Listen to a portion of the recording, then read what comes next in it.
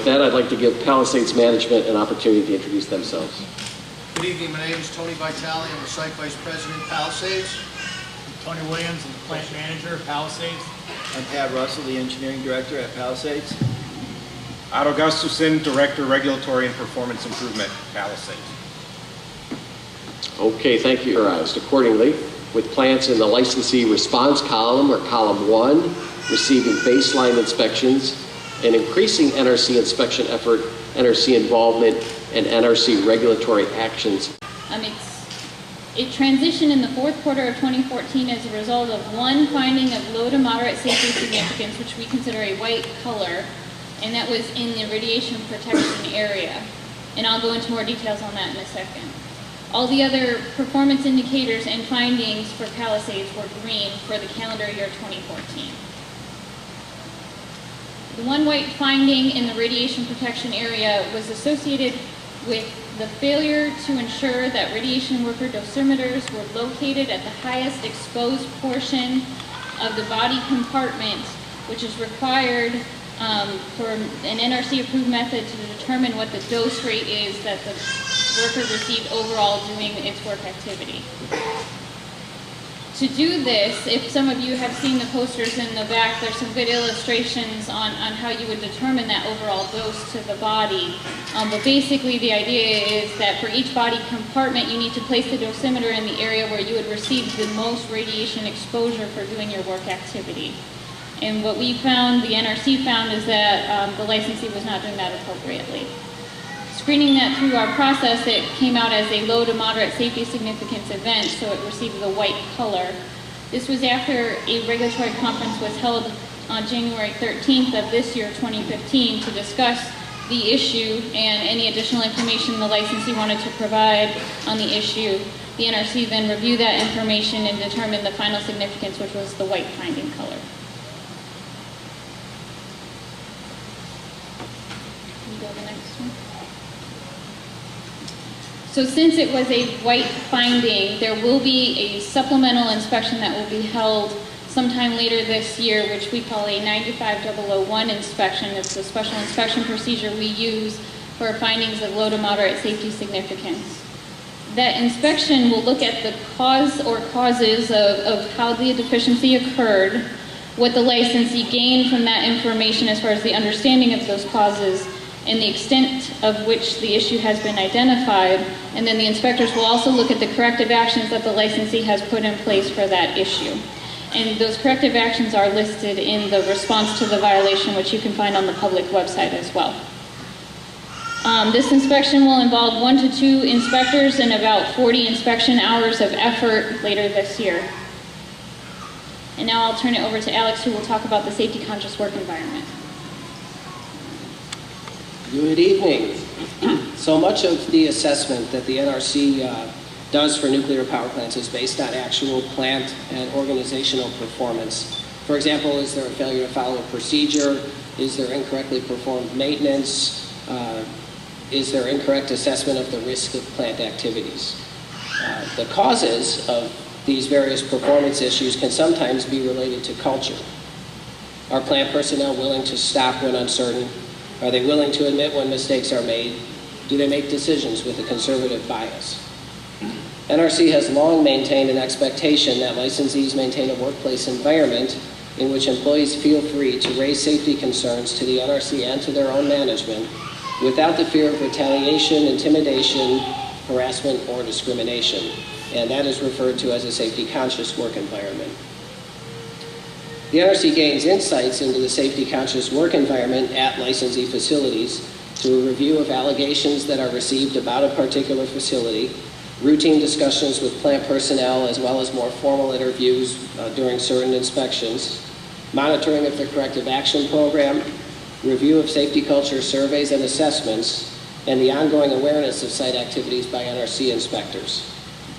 When the NRC is concerned that a licensee is not maintaining a healthy, safety-conscious work environment, we can determine that the environment is chilled and communicate that to plant workers and management. One of the inspection procedures that directs inspectors to review safety-conscious work environment is Procedure 95002, which we conducted at Palisades in 2012 in response to 2 greater than green findings. The inspection determined that the safety culture deficiencies were a contributor to those greater than green findings. As a result, we performed a follow-up inspection in December of 2013 to once again review safety-conscious work environment at Palisades. That inspection in 2013 determined that a chilled work environment existed in the security department. As a result, the licensee developed an action plan to address the security department work environment. The NRC reviewed implementation of that plan in May of 2014 and concluded that the licensee was not implementing the plan with sufficient rigor to understand the causes of the chilled work environment and adequately address it. And in response, the licensee's plan was enhanced.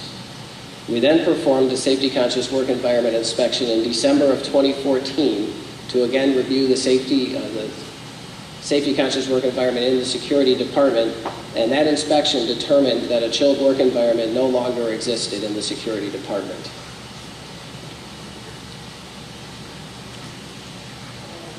More specifically about the results of that December 2014 inspection, it's important to note that although the security department no longer had a chilled work environment, the cultural improvements and progress that had been made up to that point, which is notable, remained vulnerable to events that could be perceived negatively by security officers. In addition, we received quite a bit of feedback that there were general concerns about the sustainability of cultural improvements and progress made to date. As a result, we've decided to perform an additional inspection sample later in 2015 to again assess whether those cultural improvements seen thus far in the security department have continued and have been sustained.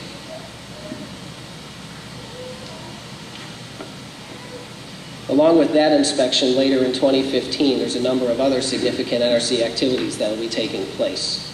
These include a triennial fire protection inspection, which consists of a team of inspectors on site for 3 weeks reviewing the fire protection program to ensure that it's remained in compliance with license requirements. As April had alluded to previously, a supplemental inspection to follow up on the recently issued white finding will be conducted. An inspection of the licensee's dry cask storage campaign will be conducted.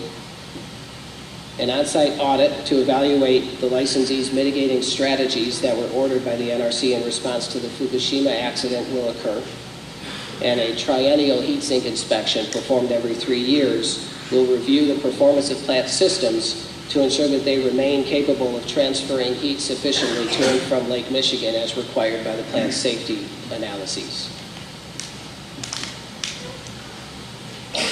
Okay, so to summarize Palisades' performance over calendar year 2014, Entergy operated Palisades nuclear plant that preserved public health and safety.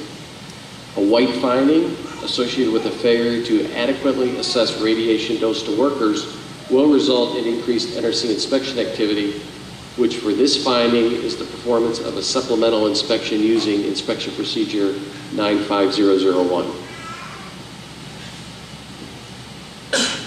So as we wrap up the NRC's presentation portion of the meeting, I'd just like to remind everyone that there are a number of ways to keep informed of our activities or to contact the NRC to report a concern, many of which are included in the next group of slides, and I'll just scroll through those.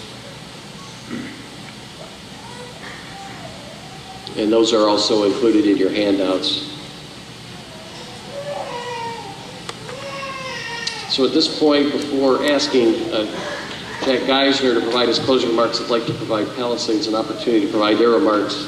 Let me see if I can pull up your presentation.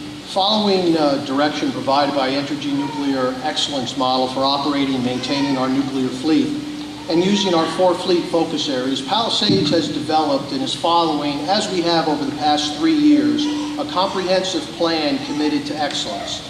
Through this plan, Palisades will support fleet strategies by focusing on safe, error-free operations, all the while improving our ability to find and fix our own issues. In the area of collective radiation exposure, we have developed and are driving implementation of a strategic and comprehensive dose reduction plan and will realize high-impact outage and online dose savings. which include additional ALARA staffing to drive actions and monitor RAD worker behaviors. We continue to drive the rigorous implementation of risk management and human performance fundamentals to support safe and error-free operations, and we will continue to invest resources in developing leaders with organizational and technical skills needed to drive station performance improvement and assure a healthy nuclear safety culture. Our engineering organization will continue to look deep into our design to increase our margins of safety and to improve station reliability and to assure all equipment issues are driven through to resolution. And finally, our key stakeholders need to have confidence that Palisades performance supports safe, error-free, and predictable operations. So you will see a greater emphasis and effort on transparency and public outreach in the coming months. I'd now like to turn the presentation over to Tony Williams. Good evening. For environmental monitoring, Palisades has an extensive program which ensures the monitoring health as well as the health and safety of the public is maintained.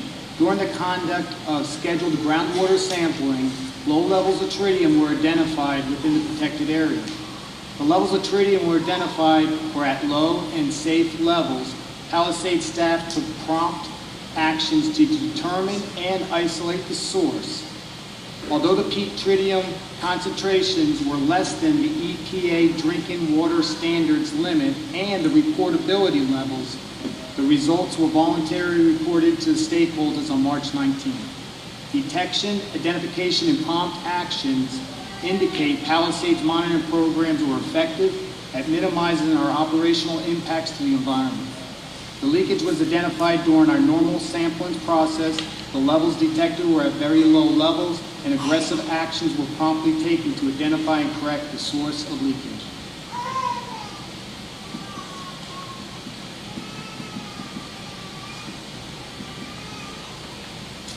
For the Palisades effective dose equivalent, as was discussed in the opening statements, we concur with the violation and acknowledge that this did not impact the health and safety of the public. Corrective actions planned and in place will prevent this reoccurrence. At this time, I'll turn it over to Pat Russell. I want to share with you our ongoing efforts to come in full compliance with the extreme external event regulations. We continue to make progress on the procedures, training, and modifications to provide our employees the equipment needed to respond to a beyond basis scenario on site. Similarly, we continue to make progress on the procedures, training, and administrative controls to fully utilize the off-site support centers and equipment our employees may need to respond to a beyond design basis scenario. We continue to make progress on the procedures, administrative controls, and spent fuel pool modifications to add safeguards for our spent nuclear fuel. And we continue to make progress on our procedures, training, and modifications so our employees could successfully cope with an extended loss of all off-site power. We remain on track for all of these completions, the flex modifications, procedures, and training to have those completed by the end of the next refueling outage.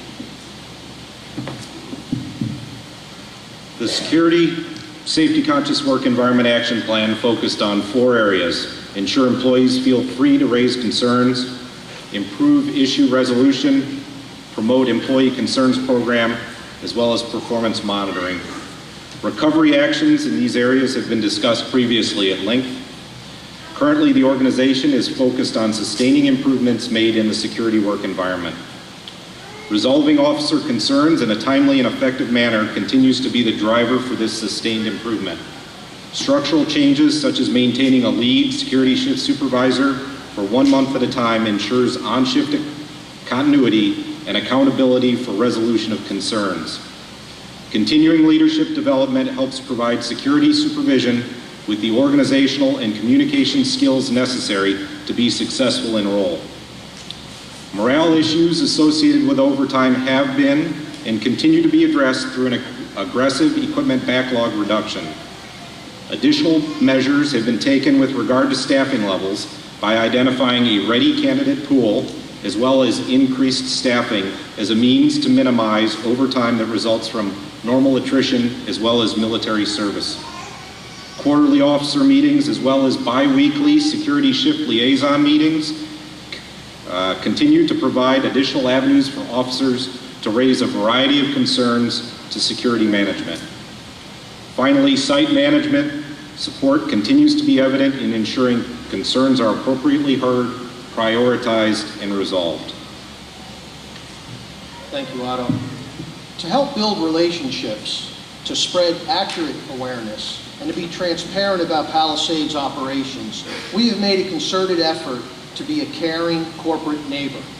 We provided informational tours to more than 15 separate organizations in 2014 alone.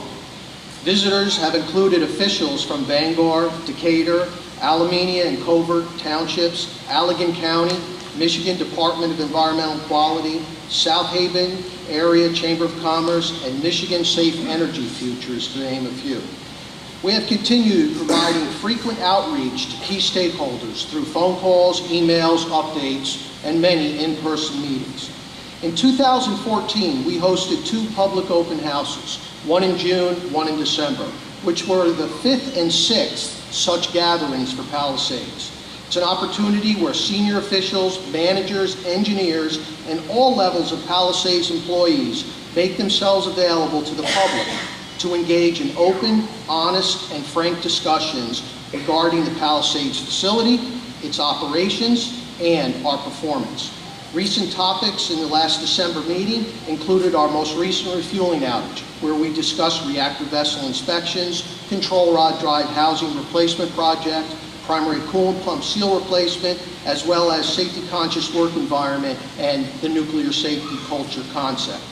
These open houses provide an excellent means for public engagement, education, and transparency.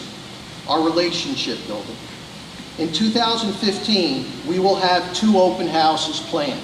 The first is scheduled for June 2nd, and the second will be late in the October, early November timeframe in the 4th quarter of 2015. In 2014, Palisades has provided more than $225,000 in grants to nonprofit organizations in our area. Organizations such as Lake Michigan College, Covert Public Schools, Van Buren Intermediate School District, the American National Red Cross, the City of South Haven, and Homes for Our Troops. For years, Palisades has been and continues to be the largest contributor to the Van Buren County United Way.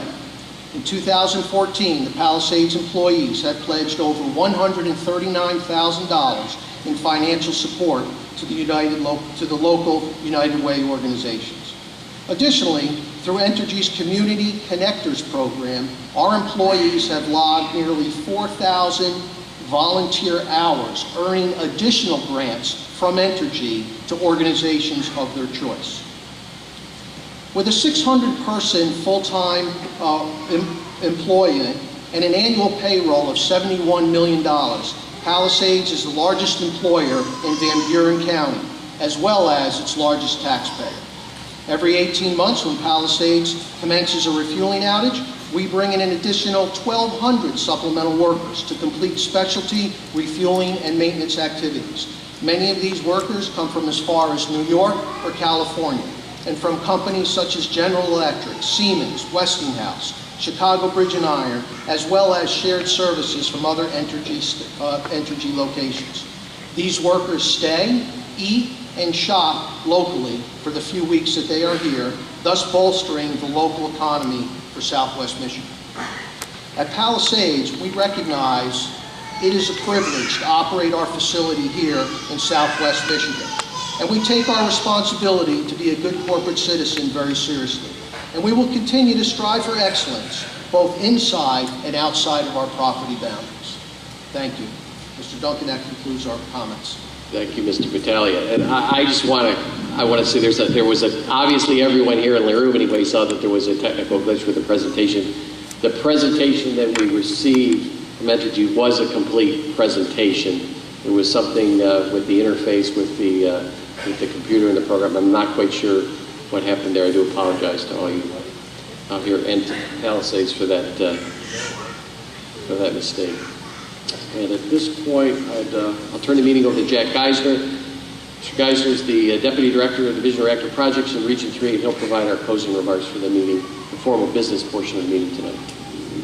Thanks. Can everybody hear me? All right, get some energy in here. Hey, I wanted to provide 3 comments. First, I wanted to acknowledge the effort to improve the equipment reliability at the site. Folks that were here 2-3 years ago, remember we had several leaks we talked about, some issues with equipment reliability. Providing reliable equipment to the operators is important to prevent the challenge. I acknowledge the effort that you folks have done. 2 other items I wanted to talk about. First, on the radiation protection issue, we expect that you get to the bottom and find out the root cause. What was the driver when you were conducting an evolution for the first time to make that error? We hope that you take the time, but we expect the root cause that's going to address that.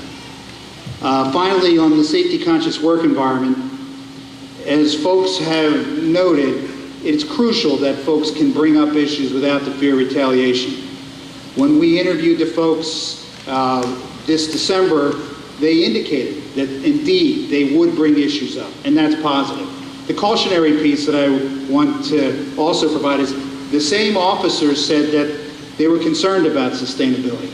We expect you to be on top of that, and we expect you to be engaged on that, and you can expect that in sometime this year that we will come out and we'll take a look at that to make sure that there is no slippage.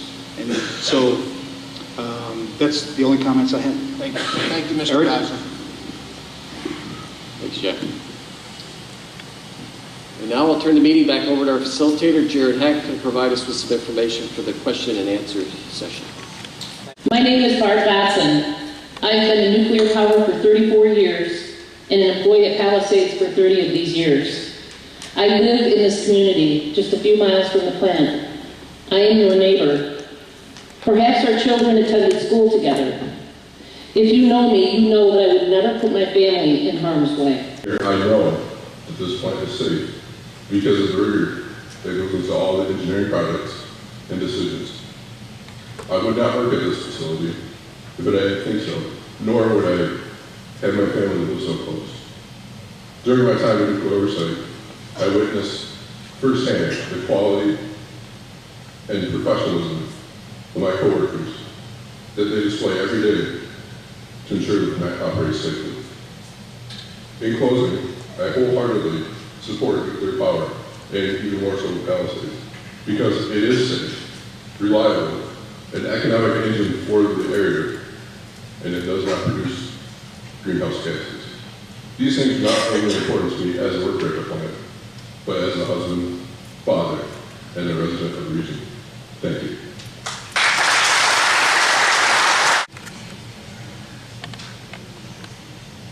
First of all, I'd like to thank the NRC for allowing me to speak on my behalf in support of the Palisades nuclear plant. My name is Mark Monticelli, and I've worked at Palisades for over 37 years. I'm currently a senior electrical planner at the plant. My whole career at Palisades revolves around the maintenance of electrical equipment, either repairing, performing preventive maintenance, or installing modifications to ensure the equipment operates as designed. When I started working here, one of the first things I heard back in '77 was our #1 priority is the health and safety of the public. In a facility like Palisades, you're exposed to many professional people with different backgrounds. I work close with people in operations, maintenance, radiation protection, and engineering, just to name a few.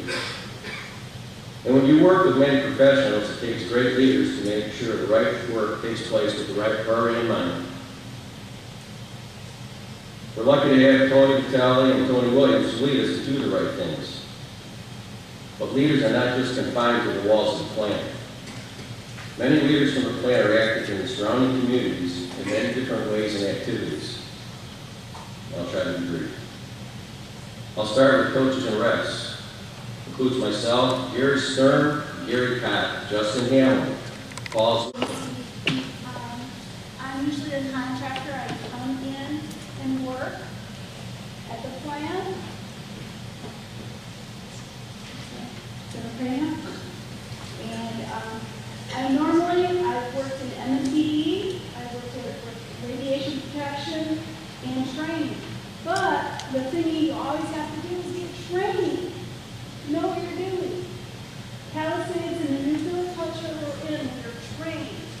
nationally all the time. Starbucks, stop, think, act, and review. If you're not sure what you're to do, you stop. This has provided my income for 24 years. It's an excellent place to work. It's a place to raise a family as a single parent. You're not on welfare, you're not on ABC or anything like that. So I'd like to thank you very much for the Palisades plan. I even named my dog Fitzpatrick after the New York plan.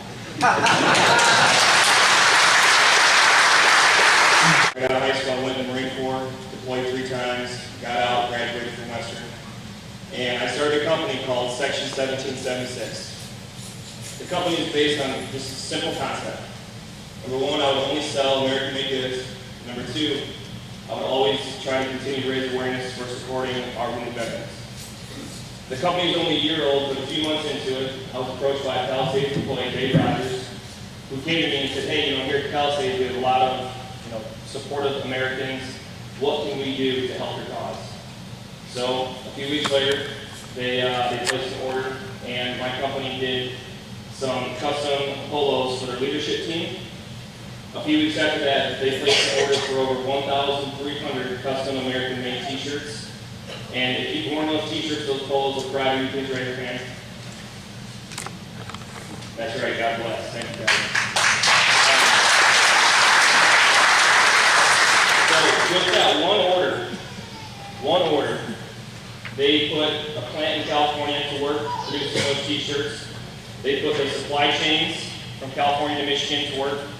They put a print shop in Kalamazoo to work for 3 days printing those t-shirts, and they put me to work managing and making sure everything was okay. And it gets even better. Thank you for this opportunity to raise public concerns. My first concern I'm going to express is that this was billed as a chance for the public to raise questions and concerns, not as a promo for employees to praise the company.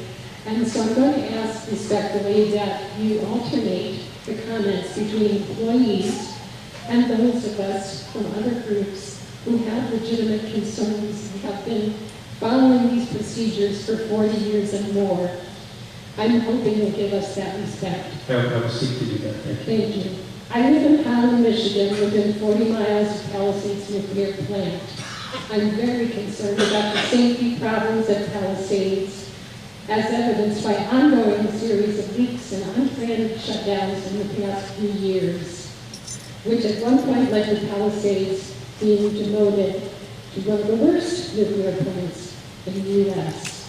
After an action plan and some inspections, they were quickly raised back to level 1. However, after radiation exposure to workers in 2014, the plant was downgraded to level 2. The leaks are ongoing. The equipment problems are ongoing. The chill safety culture has been a problem.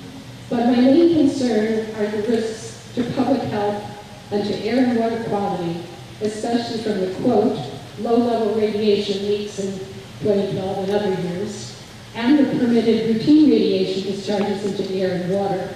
NRC's draft EIS on the 2006 Palisades license extension documented that there are these releases routinely once or twice per season into Lake Michigan. National Academy of Sciences stated there's no safe dose of radiation, and every dose can potentially cause cancer.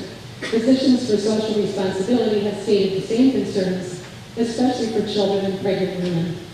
Lake Michigan is the source of drinking water for millions of citizens, including me, that live around the lake. Many people drink well water, which can be contaminated by radioactive leaks or leaks into groundwater.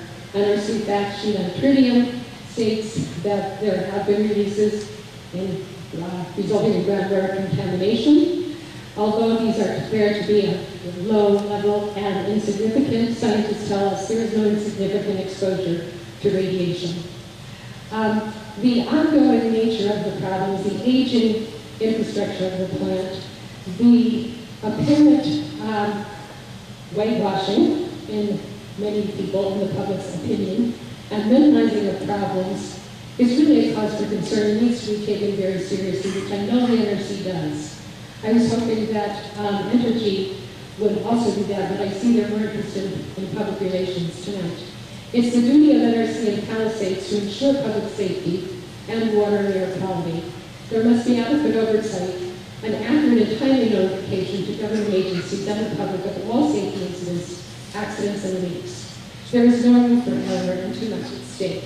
Palisades safety problems and past record do not inspire public confidence. Maybe worker confidence, good for you, not public confidence. And many people that have come to these meetings faithfully for years to express their concerns and have them fall on deaf ears. So please listen this time. Safety must be the primary concern of NRC and Palisades. Since that does not seem to be the case based on poor performance record, Palisades should be shut down now before it's too late. Thank you. Thank you, Sarah. Okay, to Lake Michigan, and I'd like to address a couple of those with you. First of all, I also live within 40 miles of Palisades nuclear power plant, and I do live along Lake Michigan. And I raised my kids who always loved swimming in Lake Michigan. But the way we protect people and the way we protect Lake Michigan is by sampling. We require Palisades to sample Lake Michigan. We require Palisades to sample the fish from Lake Michigan, and we also require them to sample drinking water, not just municipal water supplies, but you are also concerned about wells, and those are also sampled. I also, as part of the inspection program, observed these samples being collected, and those samples are sent to a third-party off-site laboratory for analysis, and we require certain quality assurance programs for that laboratory. That QA, the quality assurance program results are always included in the public domain as part of the radiological effluent and environmental monitoring program reports that we require annually, and then we post on our webpage. I hope that addresses at least a portion of your question. Thanks, John. The leak that most recently occurred was a result of a leak from a steam generator tube. We know degraded steam generator tube failure is a risk for meltdown. Has this been fixed? To the best of my knowledge, there is no steam generator tube leak at Palisades. So perhaps it's the wrong plant. Unless I'll ask my inspectors if they know if there's a tube leak. Well, Jack, what we do know is that tritium can migrate through the steam generator tubes without a leak. And then the way plants are designed, that tritium goes to a collection facility that's monitored and designed for that. I think that may be where the question comes from. Here at Palisades, and thank you for letting me talk. Senior reactor operator at Palisades, Jeffries.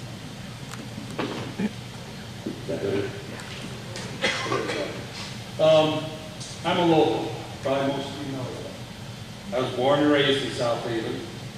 I graduated from South Haven High School. Regulatory agency, the nuclear power industry, and the government. Such corrupting collusion exists in spades at Palisades. From ENTERGY's harassment and firing of security supervisors and guards who were simply calling attention to serious problems, to NRC's not defending these whistleblowers, to the company's money-grubbing refusal to pay years of overtime pay due to its own security guard force. Palisades security, for one thing, cannot be assured. ENTERGY's prioritization of profits over safety and NRC's complicity in this, as well as elected officials' silence or worse, explains why the age-degraded Palisades reactor is allowed to continue operating despite having the most brittle reactor pressure vessel in the country, a lid that was supposed to be replaced 8 years ago, and steam generators in unprecedented need of replacement for a second time. In these various ways, Palisades is indeed unique in industry. Another unique aspect is the control rod drive mechanisms, which have had chronic problems since 1972. These essential safety repairs going undone at Palisades make clear that we were lied to 8 years ago when Entergy took ownership. Failure of any one of these degraded systems risks a meltdown and catastrophic radioactivity release downwind and downstream. And I'd like to conclude on the 100-gallon radioactive tritium leak that was reported on March 19th. This was most ironic and most alarming because last summer, during that tour of Palisades that Anthony Vitale talked about during his presentation, we were assured by him and other top Entergy officials that the tritium leaks at Palisades were fixed. Apparently not. That this leak originated from the steam generators also deepens our concern that their replacement is alarmingly overdue. After all, degraded steam generator tube failure is a meltdown risk and led to 2 atomic reactor permanent shutdowns in 2013 at San Onofre, California, a multi-billion-dollar boondoggle. And just to set the record straight, the last thing I have to say, the event report number on this tritium leak is 50907. The notification date is 3/19/2015. And the concluding statement is the tritium is suspected to be migrating through the steam generator tubes to the turbine building wastewater. For us, that's a leak. Thank you. We now realize that the NRC requires each of its folks to essentially commit to these ethics agreements. And one of the ethics agreements, and to make it simple, is you can't have friends with licensee. Friendships cannot be established with the licensee. There's ethics requirements on what you can and cannot do with the licensee. So I feel pretty confident that there's no collusion. Everyone up here took an oath of office to support the Constitution and the regulations that we have, and we take that responsibility seriously. So although I know sometimes folks comment that they see what they think is collusion, I would tell you that we interact with the licensee a lot in professional relationships. So I hope that answers collusion. I think we want to talk a little bit about the tritium. And to do that, we've got John Cassidy. John spoke before. He's a senior health physicist, and he is inspected at Palisades for a number of years. Also, Billy Dixon here. He's the branch chief. He's the branch chief for the health physics and incident response branch region here. So the Palisades plant has a groundwater monitoring program. It's part of an industry initiative, and it's entered like an agreement between the industry and the NRC to set up this monitoring program. As a result of that monitoring program, as was pointed out, there was a new leak identified on March 19th and report on March 19th. That leak was from a pipe from the turbine building sump, the oil water separator, to an outdoor storage tank. And the wells that were placed identified somewhere about 12,000 curies per liter of tritium. And just to put that into some perspective, the EPA has a safe drinking water standard of 20,000 curies per liter. And the NRC has a reporting requirement that if groundwater samples are above 20,000 curies per liter, that requires reporting. But also in agreement with this, or in alignment with this agreement on groundwater protection initiative, because it was a new leak and because it exceeded 100 gallons, Palisades reported that under the voluntary reporting.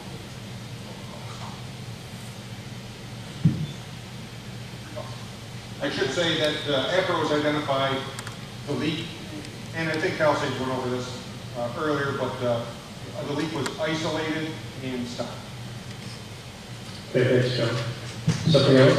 And we confirm that through our independent inspections, right, John? And so currently, we're not aware of any leaks from any on-site tanks at Palisades. That's right. Okay, thanks. I'm going to go to the phones now. Could I ask folks can you hold their phones? Mr. Moderator, could we make a comment on the safety conscious work environment? Oh, I'm sorry. I didn't realize there was... To address as a security inspector. I served 21 years in the military and served the public and the men and women of this country.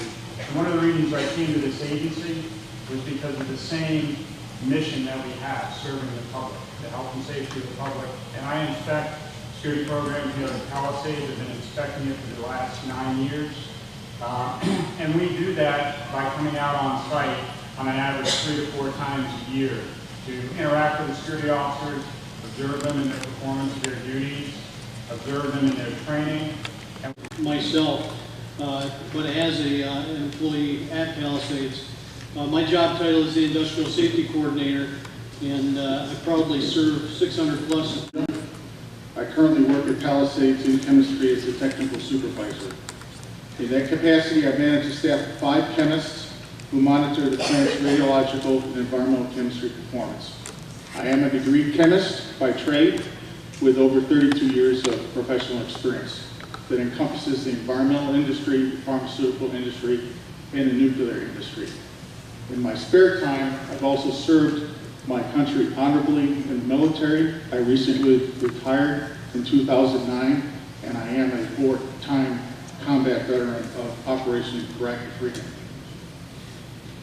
To begin with, both my wife and I are both long-term residents in the local community. My wife was born and raised in Berrien County, and I was raised in Cass County in Sister Lakes, Michigan. My wife recalled... Has the NRC ever shut down a plant for a series of moderately serious infractions, a single egregious infraction?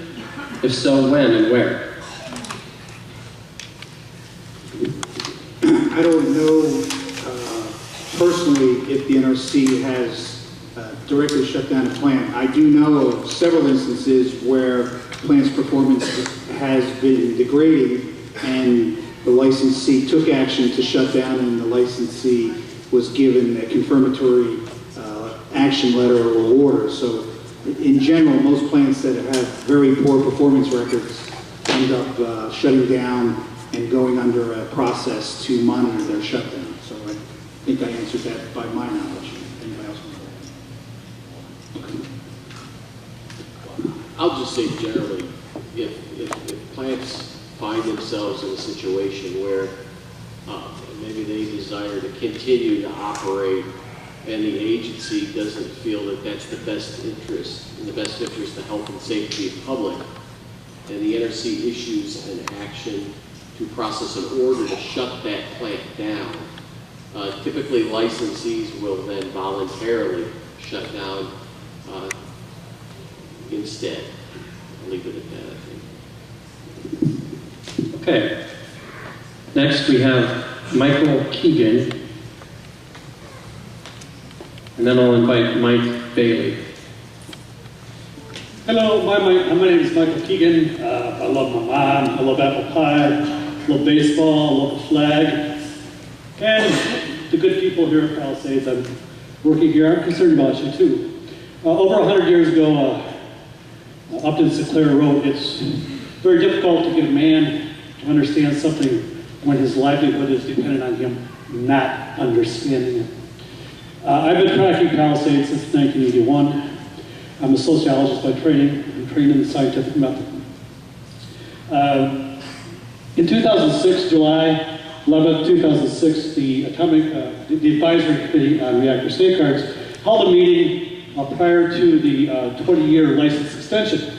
And they informed Consumers Power, CMS, Energy, that irrespective of whether they get the 20-year license renewal or not, irrespective of who would own the plant, they had to change the vessel head on the reactor.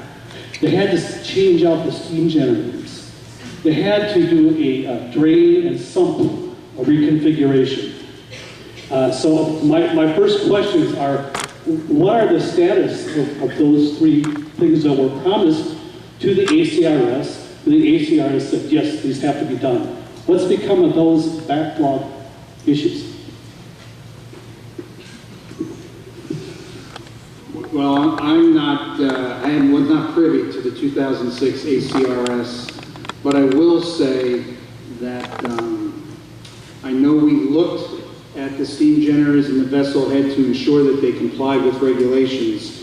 If there is an ACRS request or order that came from the commission, I'm not aware of it. I think it's a good question that they will follow up on, Mr. Keegan, because my understanding were these were program issues that were discussed with the Utility Commission, and that ended up not being something that was followed through. I can say that I know we've looked at the steam generator inspection technical specifications. We've looked at the reactor vessel head inspections to ensure they're compliant with regulations, as well as the containment sump. So to the best of my knowledge, we're complying with the rules. But I'll take your information back, and we'll get back with you to make sure we close the loop. To be more specific, the vessel head replacement was fabricated at Babcock and Wilcox in Canada, shipped to the plant, and never installed. Never installed. That was promised. The steam generators, specifically, could you find for me how many tubes have been blocked on that? I don't know that number off the top of my head. Right, absolutely. And the drain sump, it was a total of 52 square feet. And during the ACRS meeting, the utility acknowledged that it needed to be about 3,000 to 5,000 square feet, and that they were going to do this work, and they never did. They essentially replaced it with essentially the same 52 feet. So I have those concerns about promises made and not kept. I understand we have an expert on dry cast here this evening. Back in the 1994, I believe it was dry cast number 4 was found to have a crack in it, and it was never dealt with. So I need to know the status of that cast, what's going on with that, if I could pause for a moment. And we have someone here, Rex Edwards, may be able to address that. And then Mr. Keegan, I may have to move to the next person in queue. No, you out of fairness of I'm time. not done. This is time that they're Go ahead. asking questions I have. Mr. Keegan, good evening. My name is Rex Edwards. I don't believe that's pleasure to meet. If we don't have time right here, discussion between the two of us, let's meet afterwards. We have time. We have time. I'd like an answer. I'll make time for you afterwards too. Dry cast number 4, I think, is the question you're referring to. As you're aware, dry casts go through a series of tests. And your concern is in regards to the containment of the radioactive materials in that cask. Very important concern, and something that I spent a lot of time looking at. The cask was loaded. I'm going to nearly put this in my mouth. The cask was loaded. It goes through a series of tests, pressure tests, vacuum tests, as well as well tests for the integrity of the well. They do dye penetrant testing. This cask you're asking about, it passed all of those tests. After it was loaded, following a review of some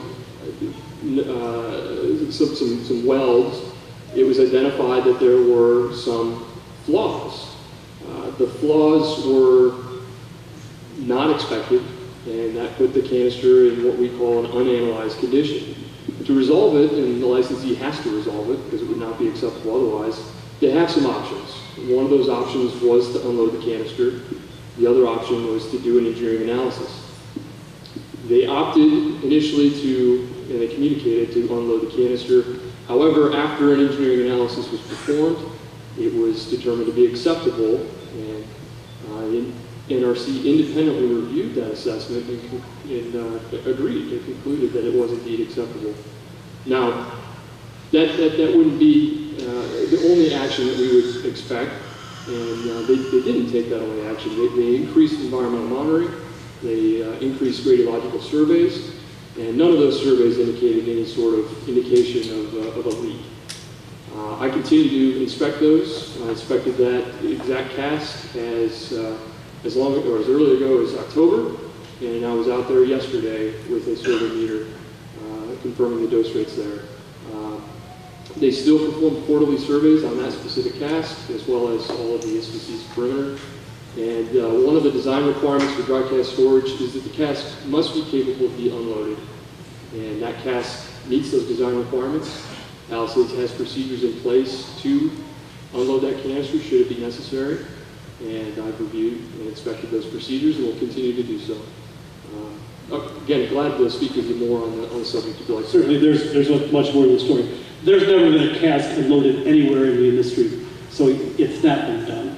Let me move on to my other concerns. I would ask you to, I'll allow this, but you've had several more minutes than others, and we are nearing the end of the meeting. This is a question answer. I've sat through 4 hours of meetings and never gotten the questions asked. So I'm going to ask them right now. If you need to call security, you go ahead and do it. I would prefer not to. I would like everybody to have a chance before we have to conclude. We've got 8 minutes left. Let me just pause. We've gotten through about a little over half of the people who are interested in asking or commenting. I think we're okay. Would you be willing to go an extra half hour? Yeah, we'll go. Okay. We'll go. So if folks here need to go somewhere. I'll wrap up in 30 seconds. Okay, if folks here need to go somewhere, just, you can do that, but no, we'll continue on until 8:30. I would suggest to you that the root cause analysis of why workers are getting exposed is because the vessel head has not been replaced, because it can't be replaced, because the one that they ordered is faulty. Okay, so the CR, the control rod drive mechanisms are a mess. Okay, so you got to keep sending workers in there to get crapped up. Bad deal. The other thing I want to say is we all enjoy the jobs, the taxes, and philanthropy, but everyone in my community who works all kinds of jobs does the same thing. So good for you, but it's pretty much normal. You can operate for 40 years. It takes one bad day and it's over with. We've lost Michigan. We've lost real estate the size of Pennsylvania. We cannot afford to jeopardize it. There's a multitude of problems at Palisades.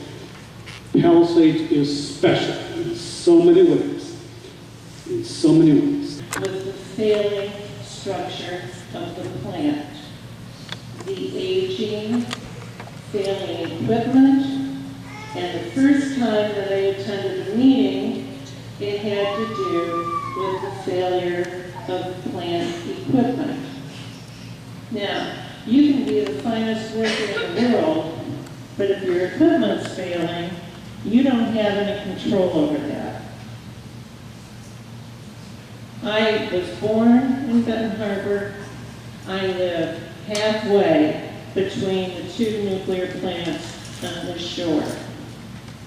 I do feel that I have a vested concern because if either one of those plants fails, I can't stand to see what's going to happen to my state and Lake Michigan and the agriculture and the economy.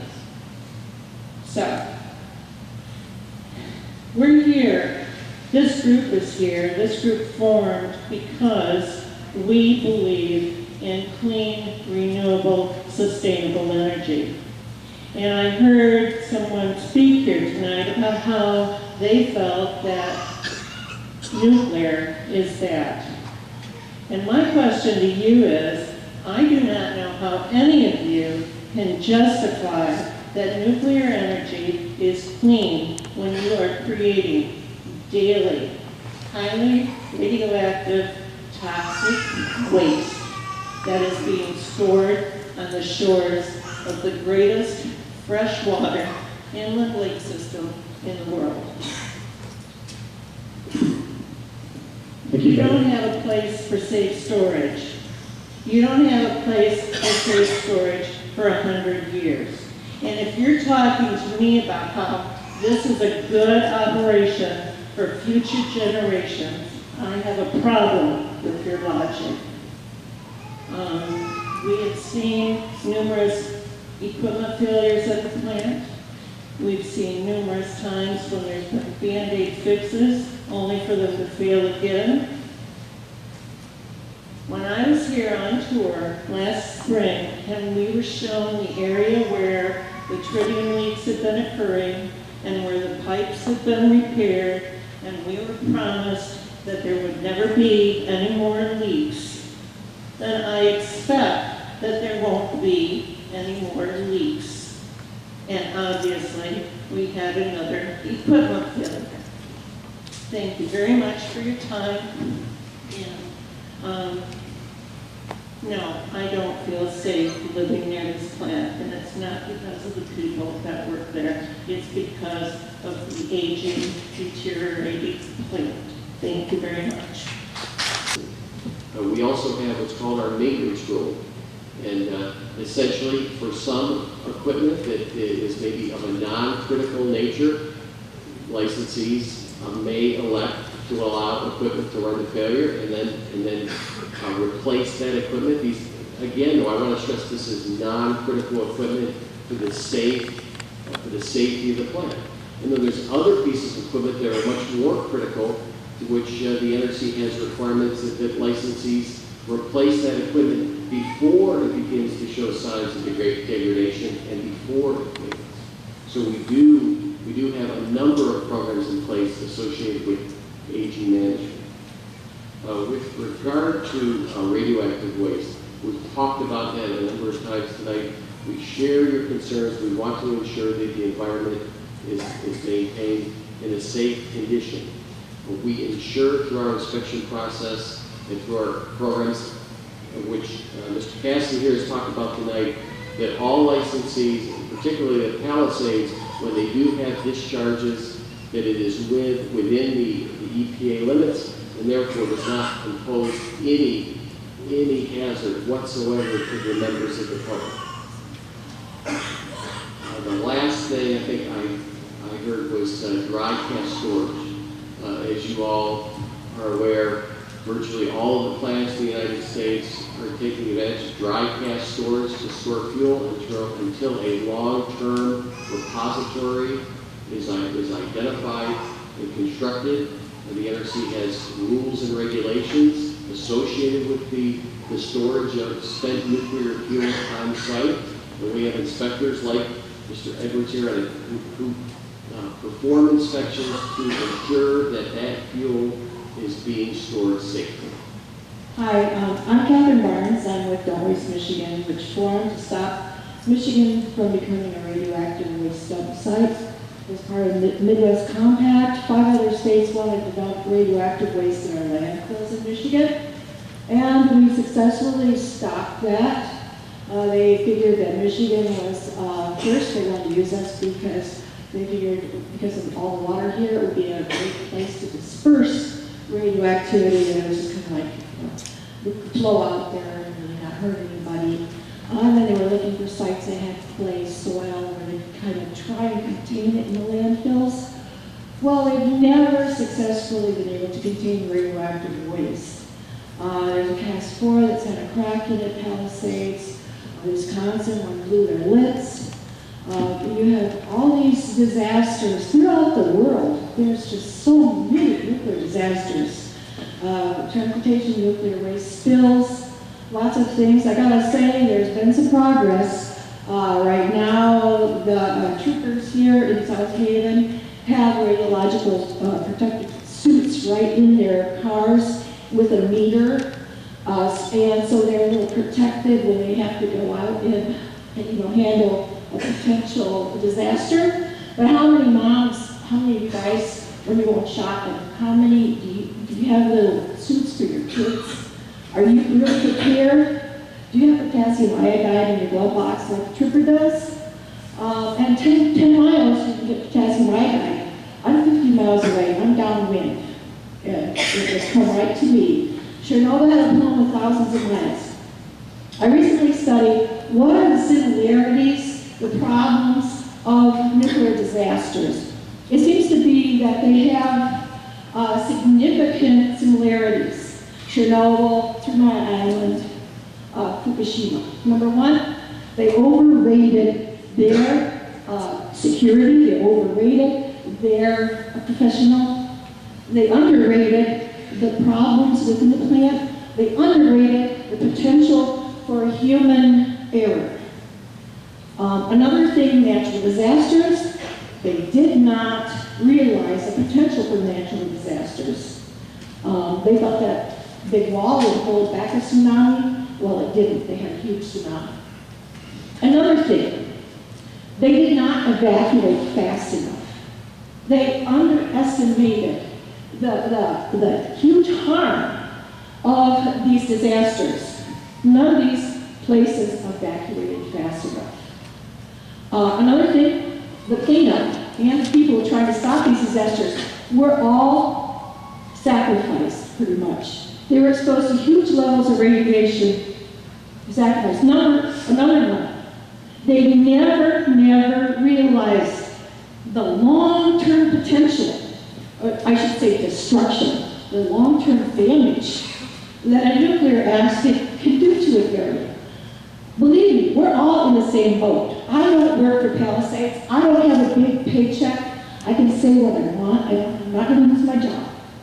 You guys, I feel sorry for you because you might not really be able to express, this happened, or, I don't really feel safe.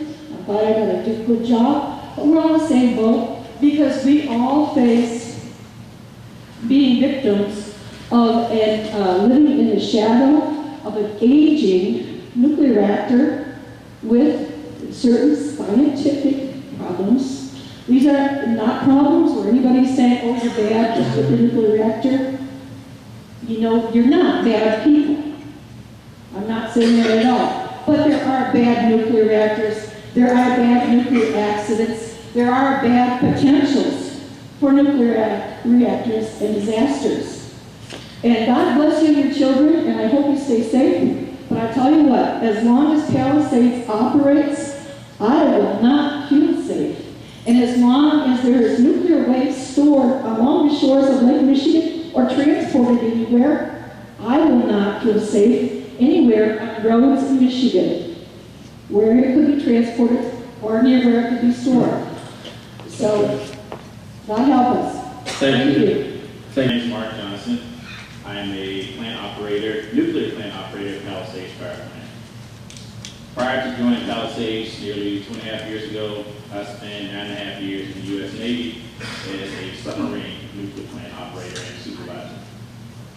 Putting that into perspective, I've safely operated a nuclear reactor under hundreds of feet of water, including going underneath the North Pole and traveling at speeds greater than 30 miles per hour. That's say roughly 800 feet. So I have quite a bit of experience of operating a plant in very adverse situations.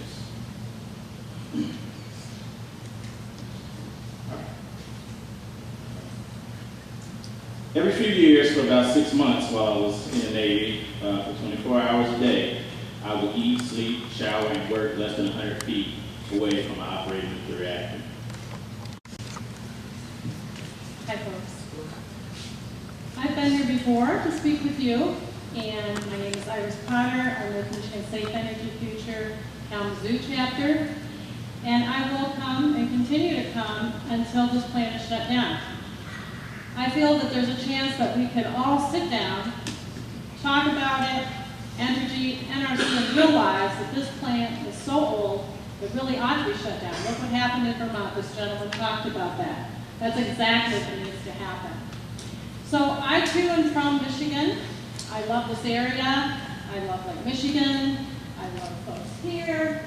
I want to say this has nothing to do with all you folks who are doing the best you can. But honestly, my question and comment is this.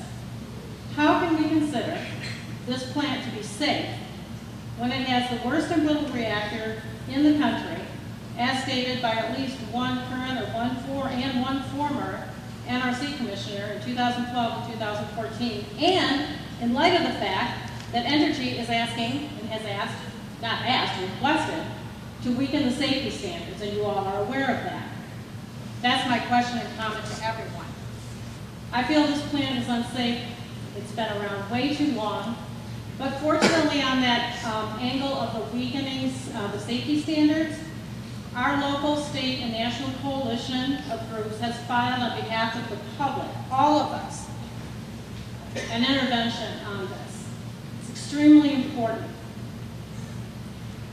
We ask you to take a hard look at this. Plant is way old, shouldn't be running. We don't feel safe. You're putting all of these employees at risk. And I'm speaking to Entergy as well. I know you all do the best you can with what you're dealing with, but I'm really speaking about Entergy. And Entergy is not a local company, it's from Louisiana. So my question was about safety. Okay. We don't maintain a list, nor would it be appropriate to do so, of the most embrittled plant. Well, that doesn't matter. Well, let me just say that what the most embrittled plant is or the least embrittled plant really doesn't matter. All plants are held to the same safety standards of our rules, which in terms of plant embrittlement are 2 PTS rules and the rules for the routine operation of the plant. It hasn't been replaced. Pardon? It hasn't been replaced, as Mr. Keegan spoke about. What hasn't been replaced? The reactors. No, it hasn't. Right. No, nor will it, I expect. But let me please try to answer the question. We don't regulate based on what's the most embrittled plant. We regulate by saying how much can the embrittlement be allowed to occur before additional actions need to be taken to ensure the safe operation of the plant. Excuse me? Let's allow him to answer. Okay. And, I'm sorry. At this point, Palisades is compliant with those regulations, and they are seeking, you mentioned something about weakening safety standards, yes. And I know what you're referring to.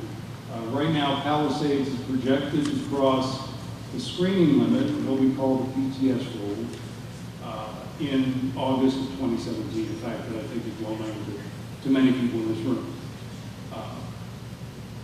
Per the requirements of that rule, 3 years in advance of crossing that limit, if the owner-operator wishes to continue to operate, they need to bring a safety case forward to the NRC for our consideration. That's exactly what they've done. Right. There are many options that they can pursue in making that safety case. The option that the utility has decided to pursue in this case is to comply with what's often called the alternate PTS rule. Now, it's a fact, you can look it up in the rules, that the embrittlement limits in 5061 the embrittlement limits in the BTS rule are more stringent than the embrittlement limits in the alternate BTS rule. That's a fact. Anybody can read it. What's also a fact, it takes a little more reading to do because it's not explicitly stated, although it is well documented, and I can give you the AML numbers if you'd like, is that the safety standard of the alternate BTS rule with which Entergy is seeking to comply is actually more stringent than the, shall we call it, the ordinary BTS rule. So the fact of the matter is that in Entergy's application, they're attempting to comply with a rule that has a higher safety standard. You raised the issue about a contention that's been raised with regards to the EIR, and my colleague Jenny Rankin, who's the project manager for the Palisades plant, will go over some of the procedural details associated with the processing of that request. Hi, thank you for your concern, and I hope I can answer some of your concerns. We do have the license amendment requests in-house for review, and as a part of that process, we do open the license amendment request for public participation, which I understand there has been some public participation in. And in this process, the adjudication process of this, it goes before a panel of 3 independent judges called the Atomic Safety Licensing Board, and they work independently from the technical staff. It's comprised of 2 technical experts and 1 administrative judge, and the NRC plays one of the 3 parties of that proceeding, so we'll just be there to present information, but they won't be All right, thank you. Thank you, Iris. Thank you, NRC. Before I conclude the meeting, I'm going to ask Jack, do you want to make any summary remarks, closing? No, I thought this was a great exchange. I appreciate all the views that we heard. So thank you. Okay, and a final thanks to the audience. You're very patient. Thank you for staying.